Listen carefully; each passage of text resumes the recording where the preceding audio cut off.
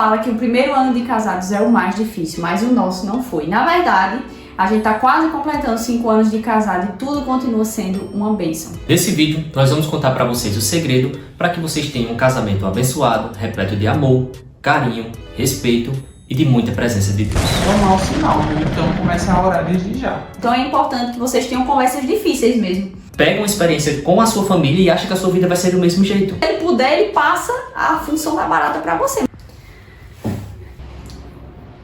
Mas o vídeo vai começar com oi, oi, oi, como é? Não. Oi, oi, tudo bem por aí? Meu nome é Eliane, por aqui tem cola e muita fé também. E hoje eu não estou sozinha, estou com um convidado muito especial, que é meu marido.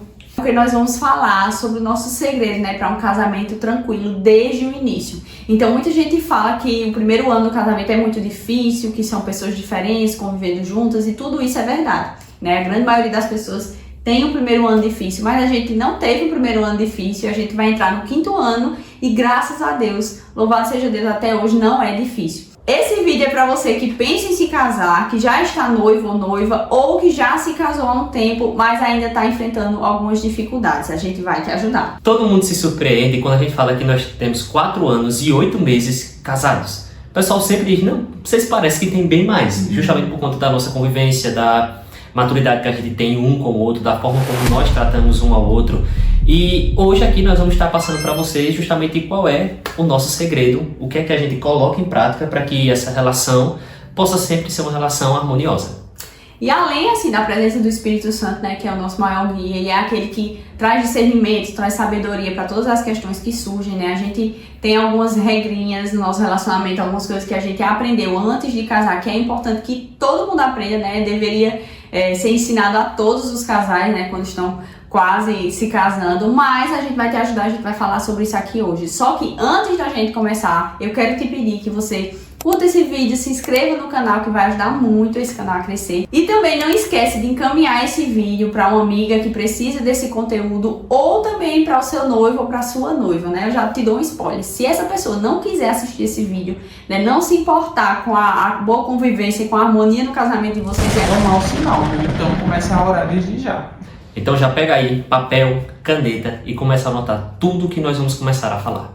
Primeira coisa que nós vamos falar para vocês. É importante que você conheça a linguagem do amor do seu futuro esposo ou sua futura esposa. A linguagem do amor, nós viemos a conhecer a respeito disso quando a gente leu um livro, As 5 Linguagens do Amor, que a gente recomenda para todo mundo. Lá você vai entender como é que funciona a forma que a pessoa demonstra amor e a forma que a pessoa se sente amada.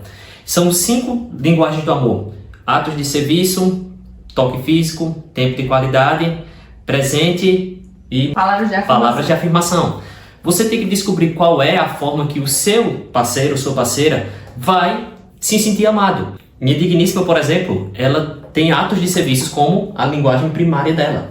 Ou seja, ela se sente amada quando eu faço algo por ela, quando eu faço algo para ela. E eu também demonstro amor desse jeito, fazendo as coisas pelas pessoas. Isso. E a minha é toque físico. Então ela sabe que eu sou uma pessoa que muito de abraçar, de dar cheiro, e também gosto realmente de se abraçar e tudo mais. Então, cada um vai ter uma linguagem de amor diferente. A minha não é a mesma da dela. Você vai ter que demonstrar para ela também através da dela, para que ela se sinta amada. Se você não tem o costume de dar presentes, mas digamos que a linguagem do amor do seu parceiro é presente, você vai ter que começar realmente a dar presente. Não precisa ser presente caro, de vez em quando, claro que é bom, tá? Mas você chegar com uma coisa simples, dizendo, ó, sei lá, passei na rua, vi aqui que aquela torta de morango que você ama, trouxe para você. Ou seja, lembre dela durante o dia, lembre dele durante o dia e presenteie essa pessoa para que ela se sinta amada e ele possa retribuir também esse amor por você. E assim, a gente leu esse livro quando a gente tava noivos e muitas coisas ficaram claras, né? Porque muitas vezes, né, no noivado, no namoro, a gente não entendia, porque, por exemplo, como a minha linguagem de amor é atos de serviço, eu fazia as coisas por ele e pra ele não era tão importante assim, eu dizer, poxa, mas eu fiz tudo isso e pra você não foi muita coisa, porque a linguagem do amor dele é toque físico.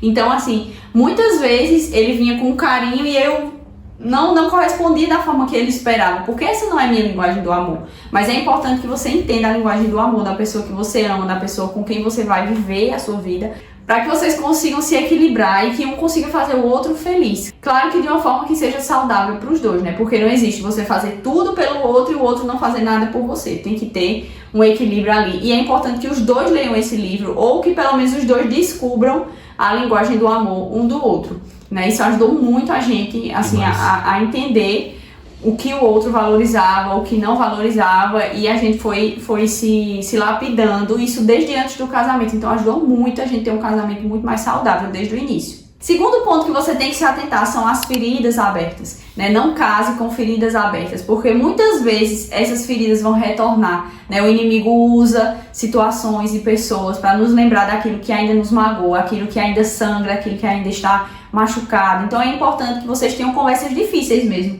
né? Então, assim, não fujam das conversas difíceis, porque são essas conversas que vão resolver, né, aparar essas arestas, fechar essas feridas, essas brechas que o inimigo usa para entrar no relacionamento e criar divisões, né? Tem casais que se separam depois de casados por coisas que aconteceram antes do casamento.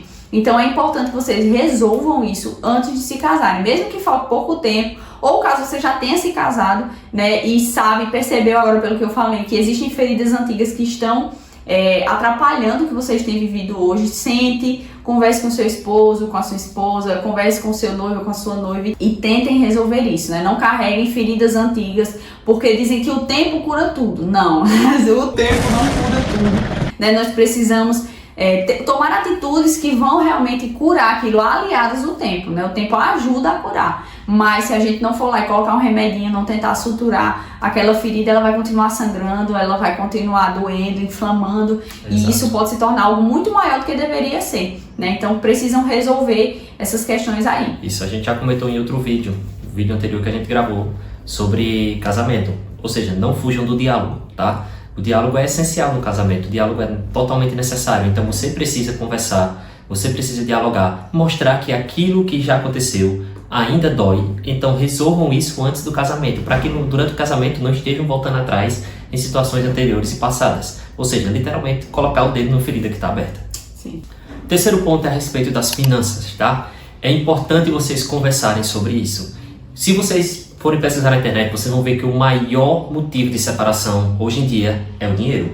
Por quê? Porque os casais... A falta dele, geralmente. Os casais não sabem lidar com o dinheiro. Então, devido justamente à falta de dinheiro, acaba tendo muita briga, muita discussão, muito desentendimento.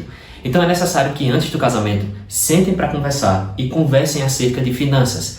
Quem é que vai ficar responsável pelo dinheiro? Não é quem ganha mais. Quem vai ficar responsável pelo dinheiro não é aquele que é bom em cálculo, de forma nenhuma. Quem vai ficar responsável pelo dinheiro é aquele que sabe administrar melhor. Mas aqui em casa, o responsável pelo dinheiro é o que ganha mais e o que é bom de cálculo. Mas tá bom. Tem que ser a pessoa que sonha mais. Aí o dinheiro faz assim, ó. O dinheiro some. Então conversem a respeito do dinheiro. Conversem a respeito de projetos que vocês têm, tá? Planos, eu quero comprar isso. Dá? Não dá? Não adianta você dizer, vamos trocar o carro. Vamos, tu tem condição de pagar a parcela do carro? Não. Mas Deus proverá. Meu irmão, Deus proverá. Mas entenda, às vezes Deus diz, eu não mandei não, resolva seu BO. Então entenda o seguinte, vocês têm que conversar, resolver. Por quê? Porque finanças pode se tornar um motivo de atrito, tá? Justamente por quê? Porque hoje em dia a sociedade gira em torno de dinheiro. Mas só que veja, você não pode viver para o dinheiro. O dinheiro é que tem que viver para você. Nós não podemos trabalhar para que o dinheiro seja o nosso senhor. Pelo contrário, nós temos que governar ele. Então conversem entre vocês. Quem vai ser aquela pessoa que vai gerir as finanças? Quem vai ser aquela pessoa que vai administrar o dinheiro? Para que isso não se torne briga entre vocês quando vocês se casarem. Isso. E outra coisa, não existe dinheiro de dois. É um só.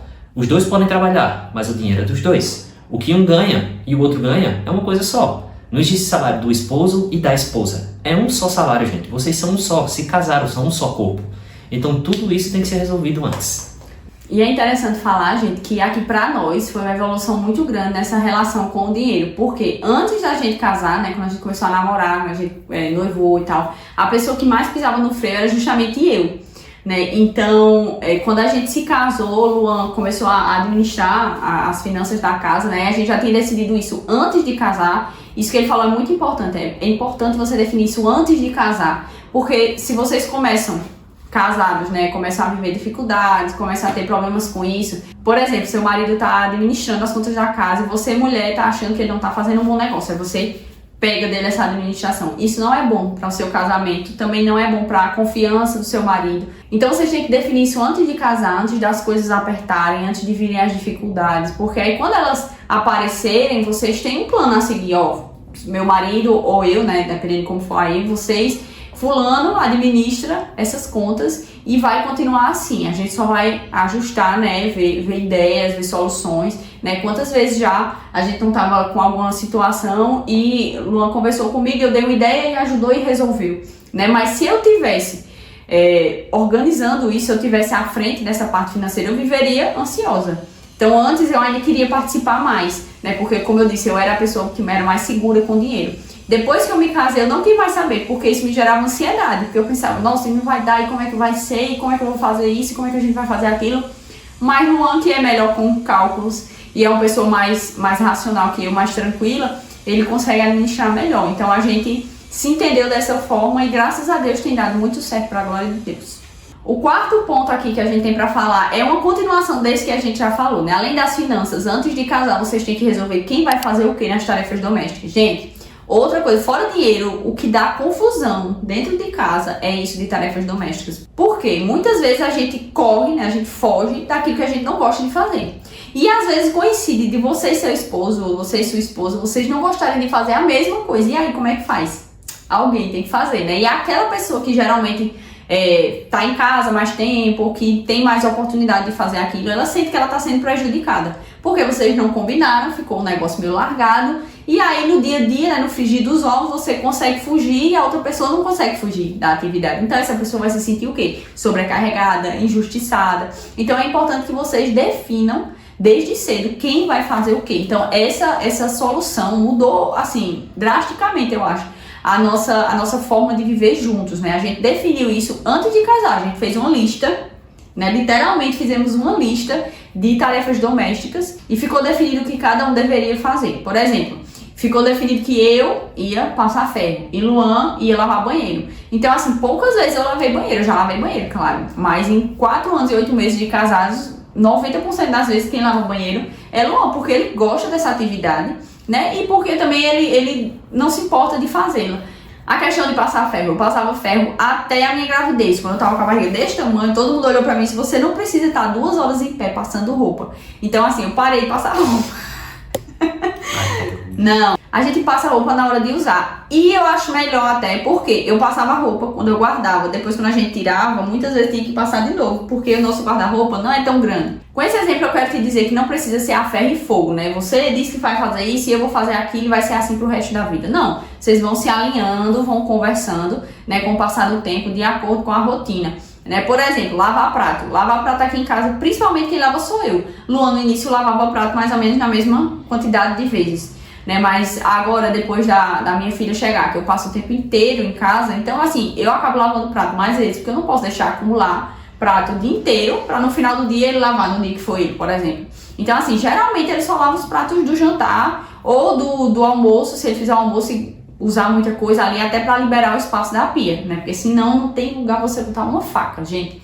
Mas é importante, de qualquer forma, vocês definirem isso, o que cada um gosta, não gosta de fazer, que tem mais facilidade, de acordo com os horários de vocês desde já. Então, definam isso antes de casar, para que depois isso não seja um problema, né? Combinado não sai caro. Com certeza. Quinto ponto, heranças familiares versus expectativas. Entenda que cada um, quando chega no casamento, vai estar carregando coisas que aprendeu da sua família. E essas heranças, elas têm que ser analisadas e ver se realmente vale a pena levar elas até o casamento. Se não, elas têm que ser deixadas para trás. Então comece a conversar um com o outro para saber quais são as heranças familiares que vão avançar até o casamento e quais as que vão ficar para trás. Algumas você realmente só vai descobrir durante o casamento. Existem alguns comportamentos que você só vai perceber quando realmente estiverem convivendo juntos e vão perceber que isso era algo que, tipo, minha família acontecia desse jeito. Mas entendam, agora vocês são uma família nova.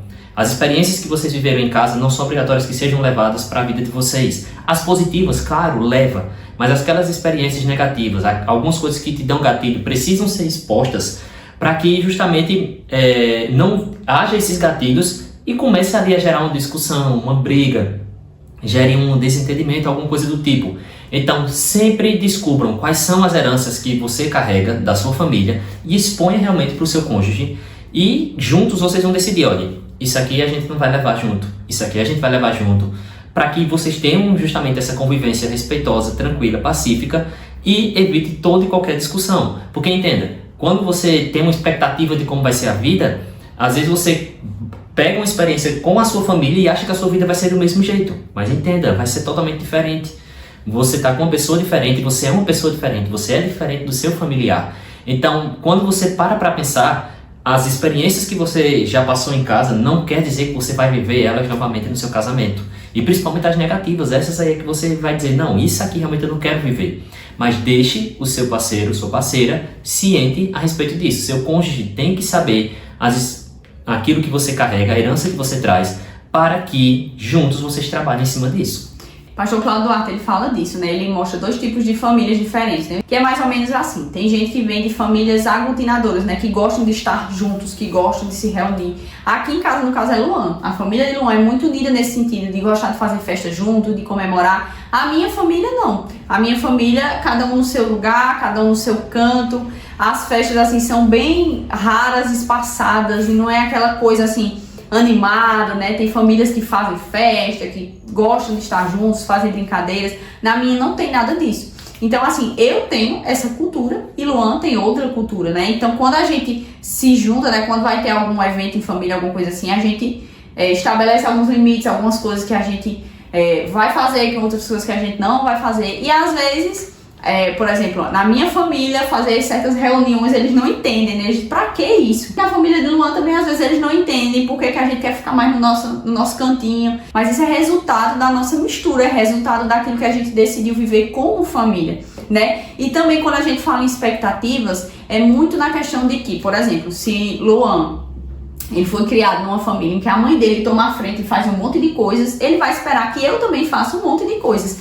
E se na minha família acontece o contrário, meu pai tomava a frente e fazia um monte de coisa, era o responsável por várias atividades, e a minha mãe era mais ali no cantinho fazendo mais as coisas dela, então eu vou esperar que ele tome essas iniciativas. A gente divide, né, o que é que cada um faz e quais as expectativas de um ao outro, né? São coisas que, como ele disse, você só descobre muitas vezes no casamento, mas tem coisas que dá pra você observar, né? Eu percebi desde o início que a família de Luan era uma família que gostava de se reunir, que gostava de festejar, né, que gostavam de estar juntos e comemorar e fazer várias coisas, várias atividades. Isso pra mim foi meio estranho no início, né? Tinha coisas que eu não podia participar, porque eu tinha já as minhas programações e tal, e era difícil às vezes até de conciliar, porque, nossa, mas por que você não quer estar? Não é que a gente não quer, é porque a gente tem outras programações. E muitas vezes isso vem da minha herança familiar, né? A minha família é muito separada, digamos assim. Então cada um pensa nos seus objetivos, nas suas tarefas, nos seus trabalhos. A gente pensa poucas vezes em se reunir.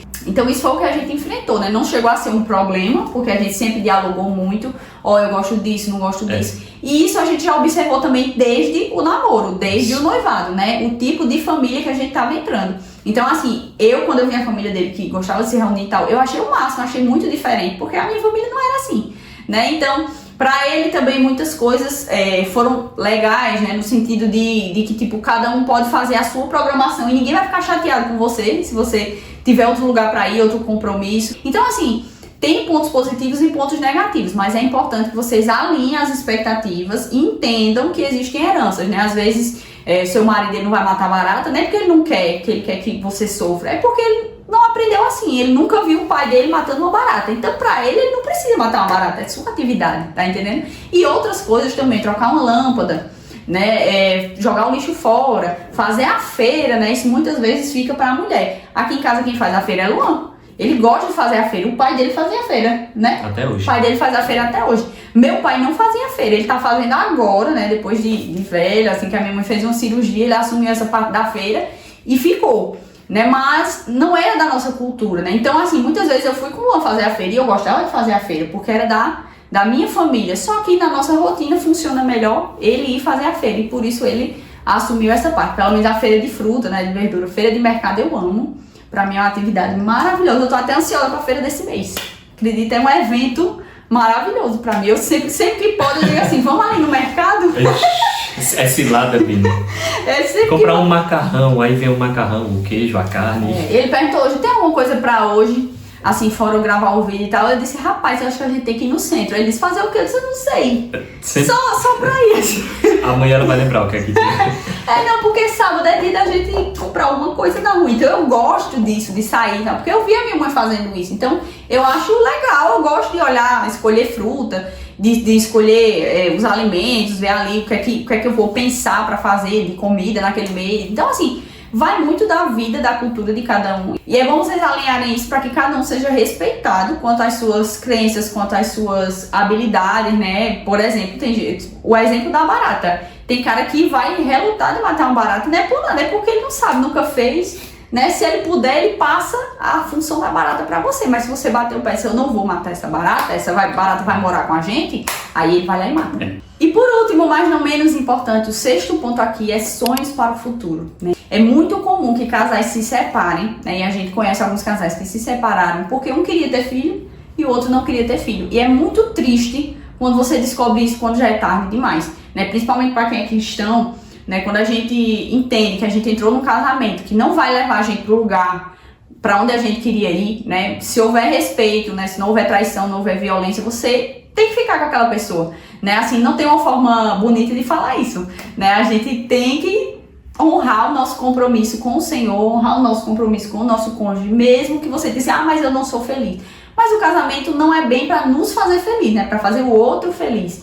E se você entrou num casamento sem saber desses pontos que a gente falou, se você entrou num casamento que você quer ter filho e a outra pessoa não quer ter filho de jeito nenhum, digamos que você agora tem que assumir o seu erro, né? Assumir essa decisão e tentar conviver com isso, tentar encontrar soluções, né? Tentar ver se há algum jeito de conseguir equilibrar aquilo ali, entender talvez a razão, né, daquela pessoa não ter o mesmo sonho, o mesmo objetivo que você. Então, assim, sonhos são algo que muitas vezes movem a gente, né? Então, se você tem o desejo de fazer algo, de construir algo, e o seu cônjuge não tem, você se sente perdida, travada, né? Você sente que você talvez tenha ou feito a escolha errada, não, é muito forte. Eu digo assim, ou você tenha se precipitado, né? Não tenha falado o que precisava falar, para vocês alinharem isso e verem se realmente vocês tinham, né, o mesmo objetivo, tinham os mesmos sonhos. É muito importante que, se vocês não tiverem essa conversa ainda, tenham agora, né, antes de vocês se casarem. E se você já se casou, tá no início,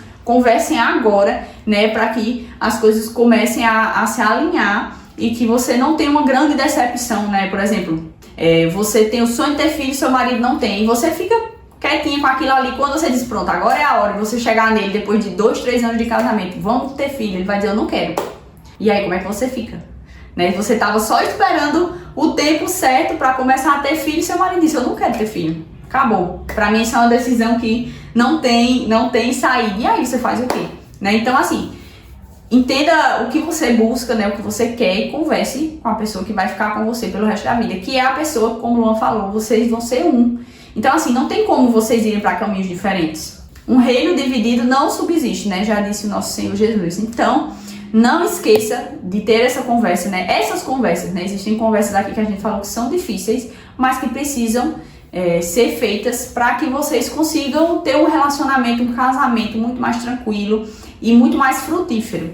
Exato, e entenda que muitas vezes algo que não é o seu sonho passa a se tornar ser porque é o sonho da pessoa que você ama.